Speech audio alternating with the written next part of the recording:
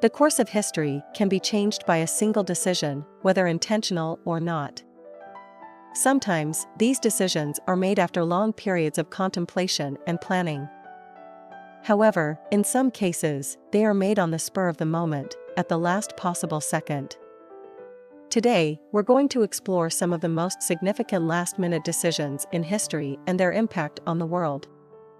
David Blair was a second officer on the Titanic, the luxurious passenger liner that famously sank on its maiden voyage in 1912. Just before the Titanic departed from Southampton, England, the White Star Line decided to switch Blair with another officer, Henry Tingle Wilde.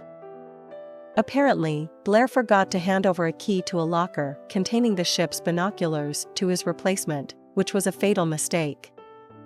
The lack of binoculars reportedly hindered the lookout's ability to spot the iceberg, ultimately causing its sinking. The United States had a list of potential targets for the atomic bomb during World War II, including Kokura. However, politicians were unsure about using nuclear weapons until just before the bombings. During the mission, crewman Kermit Behan was responsible for choosing the target, but the cloudy weather made it difficult to see all of Kokura. As a result, Behan decided to call off the attack on that city, and Nagasaki became the target instead. On the evening of April 14, 1865, former President Abraham Lincoln made a last-minute decision to attend a play at the Ford's Theater in Washington, D.C. Despite being warned of potential danger. He had initially planned to attend with his wife, Mary Todd Lincoln, but she declined the invitation. As Lincoln watched, John Wilkes Booth, an actor and Confederate sympathizer, carefully snuck into Lincoln's box to shoot him in the back of the head. Lincoln's last-minute decision to attend the theater ultimately cost him his life and had far-reaching consequences for the nation. On February 3, 1959, Buddy Holly was on tour, when a cold winter day, the heating on the bus was not working properly. As they traveled through Iowa, Holly decided that he wanted to have his clothes laundered before the next show. Holly decided at the last minute to charter a small plane to fly him and his bandmates to Moorhead. The plane, a Beechcraft Bonanza, was piloted by a young and inexperienced pilot named Roger Peterson. Unfortunately, the plane crashed just minutes after takeoff, killing all on board. On October 14, 1912, former President Theodore Roosevelt was getting ready to leave for a speech and was shot at close range by a would-be assassin. The bullet went through his steel eyeglass case and a 50-page speech he had folded in his pocket, before lodging in his chest. Despite being wounded, Roosevelt insisted on giving his scheduled speech for 90 minutes, keeping the bullet lodged in his chest the entire time.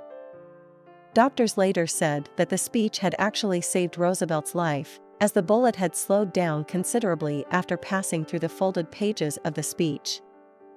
The assassination of Archduke Franz Ferdinand of Austria-Hungary in Sarajevo in 1914 is often cited as the event that sparked World War I. However, it was a wrong turn by the Archduke's driver that brought him face-to-face with his assassin, Gavrilo Princip. After the assassination, Austria-Hungary declared war on Serbia, leading to a chain reaction of alliances and declarations of war that ultimately led to World War I. Had the driver not made the wrong turn, it's possible that the assassination attempt would have been unsuccessful, and the war may have been avoided. Erwin Rommel was a German general during World War II who was in charge of German forces defending the coastline of Normandy, France against the impending Allied invasion. However, Rommel wasn't present on June 6, 1944, the day of the invasion, as he was on leave to celebrate his wife's birthday. Rommel's absence from the battlefield on D-Day has led to speculation about what might have happened had he been present. Some historians argue that his tactical expertise and leadership could have significantly impacted the outcome of the battle. On November 9, 1989, Schabowski, a member of the East German Politburo, held a press conference to discuss new travel regulations allowing East Germans to travel to the West. However, Schabowski had not fully read the new regulations and was unaware that they wouldn't go into effect until the next day. During the press conference, a reporter asked when the new regulations would take effect, and Schabowski, not knowing the answer, began to search through his notes, finding a statement that said the regulations were to be implemented immediately before reading aloud. This led to confusion among the press and the public, and the rest was history. Stanislav Petrov was a lieutenant colonel in the Soviet Air Defense Forces, best known for his role in preventing a nuclear war between the Soviet Union and the United States in 1983. On September 26, 1983, while on duty at a nuclear early warning center near Moscow, Petrov received a warning that the United States had launched 5 ballistic missiles toward the Soviet Union. Despite the protocol calling for an immediate retaliatory strike, Petrov decided it was a false alarm and did not report the incident. It was later discovered that the warning was the result of a technical glitch. Defense Secretary William Perry played a critical role in U.S.-North Korea relations in the 1990s when tensions between the two countries were high due to North Korea's nuclear program. North Korea had threatened to withdraw from the Nuclear Non-Proliferation Treaty and refused to allow international inspectors to examine their nuclear facilities. Perry visited North Korea in June 1999, becoming the highest-ranking U.S. official to visit the country since the Korean War. During his visit, he met with North Korean officials and proposed a deal that became known as the Agreed Framework, which froze its nuclear program in exchange for aid and the construction of 2 nuclear power reactors. The story of Johann Rall and his defeat in the American Revolution is often attributed to a poker game. Rall was a Hessian colonel hired by the British to fight in the Revolutionary War. On December 25, 1776, George Washington led a surprise attack on the Hessian troops in Trenton, New Jersey, while Rall was playing cards with his fellow officers. By the time he realized the severity of the situation, it was too late to mount a defense. The victory at Trenton became a turning point in the Revolutionary War. Martin Luther King Jr. said, "I have a dream" during his famous speech on August 28, 1963, at the Lincoln Memorial in Washington, D.C. The speech was delivered during the March on Washington for Jobs and Freedom. Mahalia Jackson, a gospel singer and civil rights activist standing near the podium when King started to depart from his prepared speech, called out to him, "Tell em about the dream." In 1789, while France was facing a severe economic crisis and widespread poverty, the Queen made a request that would ultimately contribute to her downfall. She wanted a different carriage for her trip to the palace at Versailles. She specifically requested a more luxurious and expensive carriage, despite her advisors urging her to use a simpler one to avoid upsetting the French people. The Queen refused, believing that her status as a monarch entitled her to such luxuries.